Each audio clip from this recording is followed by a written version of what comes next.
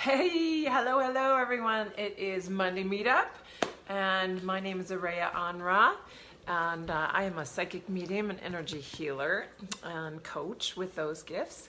And so I like to come every Monday and talk to you guys about different subjects, maybe something helpful or useful for your own journey, especially if you're on your path of awakening to your intuitive gifts or trying to get guidance to get more clarity on where to head in your life. It's one of the things I do with my clients. So, gosh, what do I want to talk about today? You get an intuitive hit, and maybe you're still working on being able to hear that intuitive guidance, that inner voice. But when it comes, are you okay to follow it? Are you okay to deviate from what you expected the plan was going to be, or that you expected even that day to be like? Because sometimes we get so involved in our calendar and our plans and our meetings and our schedules and everything that's on there that, oh, I got to do all this, and then all of a sudden this opportunity comes or this intuitive hit or invitation, and you go, ooh, my gut is telling me to do that, but all of a sudden now I'm in a quandary because I feel like if I do that, I'm gonna mess up all these schedules and plans and disappoint people or whatever. But I tell you what, when life brings you those opportunities, there's always a reason, and there's always a bigger picture that's going to work out because of it. So I had a little story to share. This hit me last week that I thought would be a fun way to share it with you guys. And I have a dog and 2 cats and 2 kids. And 2 weeks ago, I had to go and get my dog one of his shots. He needed an influenza booster now. This is the big thing that's broken out recently, at least in Reno. And so all of the kennels, if you need to kennel them for any reason when you go out of town, are requiring this influenza shot, which is 2 shots in a series. So you go once and then you got to go back within 2 to 4 weeks to get another one.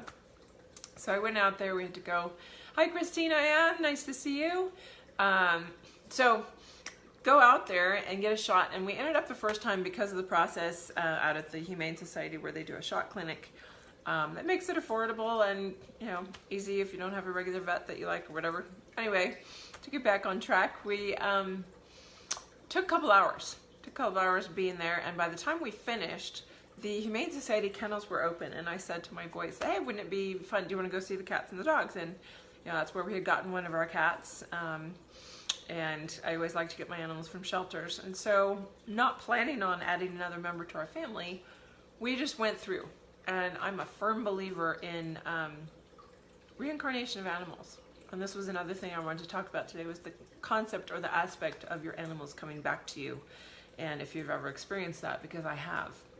And so, just a little backtracking on this story, in years past, when I had a cat who aged out or got hit by a car, whatever circumstance happened that they were out of my life and had crossed over,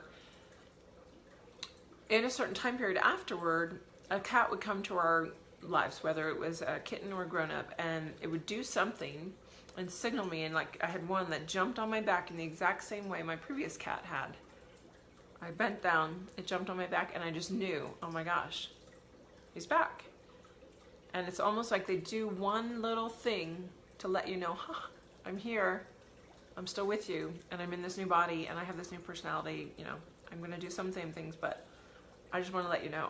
And I really firmly believe that, because it's happened so many times, especially with my cats. And so anyway, I go to this kennel, we're walking through, and we got into the 3rd section, and I was really grateful to see there weren't a lot of animals right now. A lot of times the cat rooms especially are overloaded, and they seem to be actually fairly minimal on animals this, I don't know if it's this time of year, or if a lot of people have adopted, or their program's finally been successful with keeping the birth rates down. But we went into this 3rd area, outdoor area, where the dogs were. Walked by this one cage, and I looked down, and this 7-month-old little black face looked at me. And I swear its eyes looked straight at me from my old dog, Sadie. And she was my first child. She was just everything to me. She was the only dog I ever had that was mine. And we used to go backpacking for weeks at a time together, just the 2 of us. And she was my best buddy until I had a child. And then she was second fiddle, and she was miserable. And, you know, I actually ended up having to find her a home for a while with other dogs and not other kids, because she just didn't like it. But I know that she crossed over. I felt her cross over about 2 years ago, and just knew that she had gone. And there was this little black dog with these big eyes and the same exact expression looking up at me. And I was like, oh my goodness, I think that's Sadie. Name was Fred, beautiful little guy. And I thought, oh, okay, well, you know, life is busy, running my own business. I got a full slate of clients. I'm a single mom with 2 boys. I already got a dog and 2 cats. Oh, I don't know about this. So we sat with it and walked around. And when I went back to go take a closer look, there were 5 or 6 people around his cage. And I thought, you know, he's going to go to a good home today. And maybe I just was seeing or hearing things. And so I thought to myself, I'm so happy. He's going to get adopted today. But something inside me as I left that building said, you know what? If he's still there at the end of the day, I need to go get him. That he's meant for me if he's still there at the end of the day. So sure enough, they closed at 6:30 that day. I called and I said, I just was following up with Fred. I had this hit this morning that he needed to be with us if he was still there. And I wanted to see if he got adopted today. And sure enough, he had gotten adopted. I thought, oh, okay, I'm off the hook, isn't that, you know? All right, so Sadie's in good hands. She got to say hello to me, and then something else happened, so wonderful, I'm gonna go with it. Well, the interesting thing was that 2 weeks later, we go to do his second round of shots. And we were there earlier this time, but I realized later, timing-wise, that everything worked out perfectly because I asked Siri for directions. Do you ever ask Siri for directions and she misleads you and takes you a roundabout way that takes you an extra 5 minutes because it adds 1.5 miles or 2 miles on rather than the first turn that would have been easier? Well, I was heading, I knew where I was going, and I don't know why, but I glitched and I called and I asked Siri to guide me, and we were a few minutes later than I planned on, which meant a few spaces in line because you get there and you queue up early, about 45 minutes before they even open the doors. So where we were in line, had a great spot, got up there fairly early. Didn't really notice too many of the other dogs in line, but when we came out of the building, we were only in there maybe 4 or 5 minutes, got his shot, and as we came out, there was a separate new line that they didn't have before, that they didn't have even 2 weeks before, which was for people who had adopted their pets at this kennel. They had a voucher to come up and they got to go in a shorter line to get any shots that they needed. And there was this black dog and this young couple with their kid. And as we walked out, he wasn't there when we went in, and there he was when we walked out, and I said, oh my goodness, that looks like Fred. And here's this black puppy, and I said, oh, they said, it is Fred. And I said, wow, that's so amazing. And I told them the story and what I had felt going out of the building, and they said, wow, because we adopted him and it's not working. We're feeling like we're going to have to surrender him, and it's killing us. We want to have a good home for him, and we just don't know what to do. So, long story short, by the end of the day, Fred is now with us. And I'd love to introduce you to him if he comes around. He might be taking a nap, but it's one of those things where spirit guides. And sure enough, I'm really not ready to get another animal introduced character-wise because the personalities are clashing, right? I've got my other little dog who's terrified and should be the top dog here, and so trying to get them adjusted, trying to get the cat that's indoors adjusted. It's sort of chaos. It's a busy work week, and I'm telling myself, what did you do? What have you done? What did you do spur of the moment? But at the same time, everything in me was saying, this is our dog. This is what we're supposed to do. And everything changed. We're supposed to go on vacation this weekend. Plans changed, the day changed, the weekend changed, everything that we needed to do. And that's what you need to focus on. What is your gut telling you? Is it going to blow up every single thing that you have planned, that maybe for that weekend or for that night, or people coming over for dinner, or maybe the house that you can live in with whatever needs to happen? Are you open to what Spirit is trying to tell you and show you and guide you into? Because I guarantee that this dog is he's already brought so much joy to my boys because he's a little more enthusiastic and playful and stuff than our little terrier. And even though they love the one we've had and they love our cats, this one is like a different kind of fun. And so already it's changing the dynamic around the house and the family, and I know it's for the better.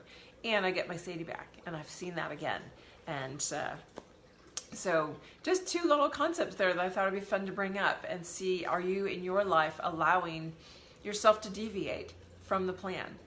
Plans are great, but plans in my book are made to be broken if need be, to bring something better in.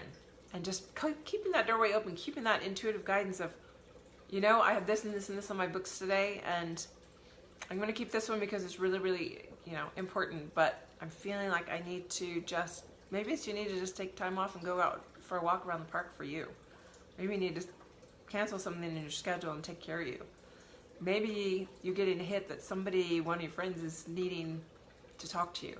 They just need a shoulder, and you don't feel like you have an hour or two to give them, but if that's what they really need and that's what your heart is telling you, can you allow the deviation in your schedule? So, hi Randy, good to see you. Just want to share those, and then that other concept thrown in there of, what do you think about spirits of animals being able to come back? I'd love to know your comments, or if you've had that happen to you. I know hands down, besides the story that I shared about my one cat, it happened with at least 3 different animals over my lifetime. And it's pretty powerful when it happens, because you just recognize, and there's something that internally says, oh my goodness, so good to see you again.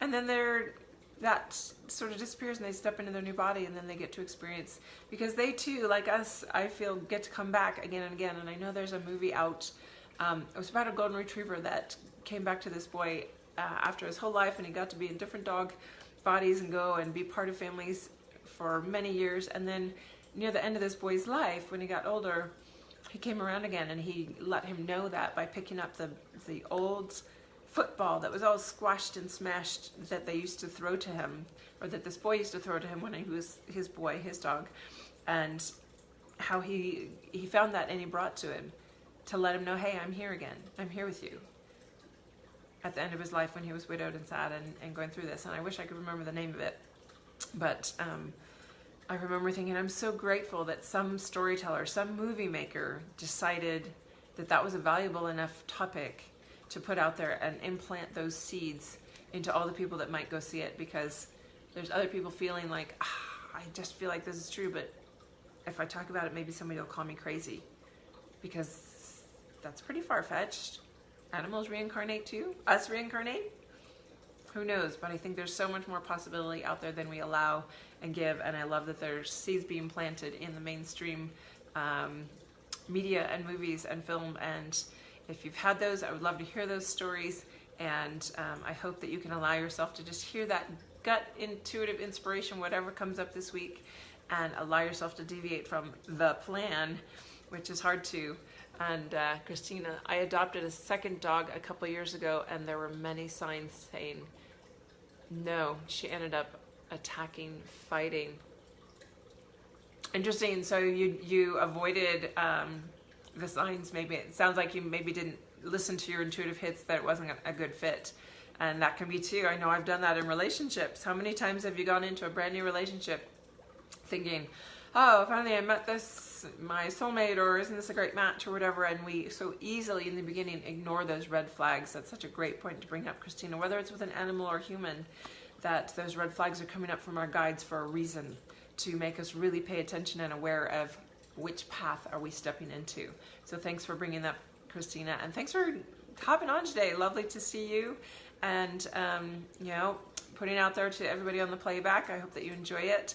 And if anybody is got stuff going on, they want to get clarity, it's what I do with my clients. I use my psychic medium skills to do readings and see where you emotionally, energetically, or physically is your energy blocked and not helping you move forward, and being able to hear those intuitive insights and those red flags from your guides and guardians, and how can you move forward with it. So if you want to connect, feel free to message me, and otherwise have a fabulous Monday. I always love coming in and talking about different things with you guys, so I appreciate you being here and wanting to hear it.